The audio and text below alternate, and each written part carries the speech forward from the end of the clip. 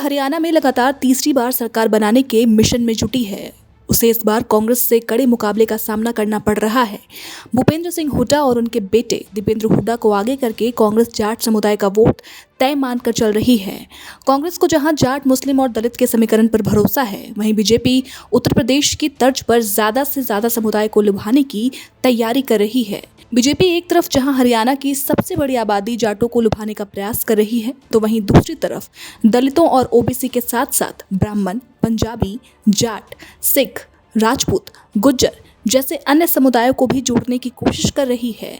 BJP की रणनीति का सबसे महत्वपूर्ण हिस्सा ये है कि जो समुदाय पूरी तरह से साथ नहीं है, उनमें ज़्यादा से ज़्यादा वोटों का बिखराव पैदा किया जाए।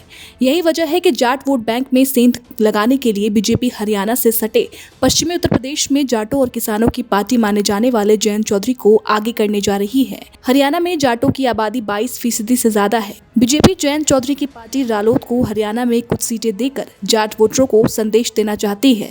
साथ ही साथ हरियाणा के चुनाव प्रचार में भी बीजेपी जयंत चौधरी को उतारेगी।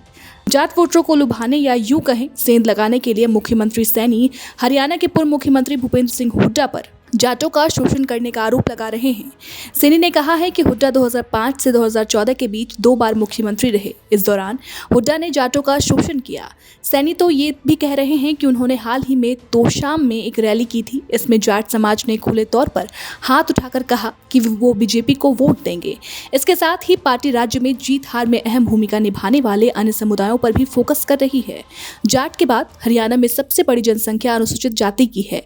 इनकी तादाद 21% के लगभग है। पार्टी को अपनी जल कल्याणकारी योजनाओं के सहारे दलितों का वोट मिलने की उम्मीद है। बीजेपी की रणनीति ये है कि अभय चौटाला और मायावती और दुष्यंत चौटाला एवं चंद्रशेखर के दोनों गठबंधनों पर ज्यादा से ज्यादा हमला बोलकर दलित और जाट वोट बैंक में बंटवारा किया जाए। वहीं हुड्डा और कुमारी शैलजा के बीच मतभेद को उभार कर कांग्रेस को दलित विरोधी साबित किया जाए। सैनी ने जाटों को देशभक्त बताकर जाट के साथ साथ किसान समुदाय का भी भरोसा जीतने की कोशिश की है। ओबीसी समुदाय को लुभाने के लिए पार्टी के पास ओबीसी का मुख्यमंत्री चेहरा है ही। ऐसे में बीजेपी को लगता है कि ओबीसी समाज एकजुट होकर उसे वोट करेगा।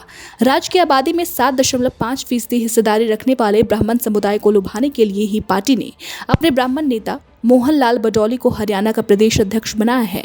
इसके साथ ही पार्टी 8% वाले पंजाबी, 5% वाले वैश्य, 4% वाले जाट सिख, 3.5% वाले राजपूत और लगभग इतनी ही संख्या वाले गुज्जर और अन्य समुदाय को लुभाने के लिए पूर्व मुख्यमंत्री मनोहर लाल खट्टर के अलावा पंजाब, दिल्ली, पश्चिम उत्तर प्रदेश और राजस्थान के नेताओं को अलग अलग इलाकों में जिम्मेदारी दे रखी है। फिलहाल बीजेपी इस बार के हरियाणा चुनाव को लेकर एक अलग ही रणनीति बना रही है। ऐसे में बड़ा सवाल ये है कि जो रणनीति बीजेपी बना रही है, क्या तीसरी बार हरियाणा का रन बीजेपी जीत पाएगी या फिर नहीं, या फिर कांग्रेस का पलड़ा बीजेपी के सामने भारी दिखेगा? ये भी बड़ा सवाल है।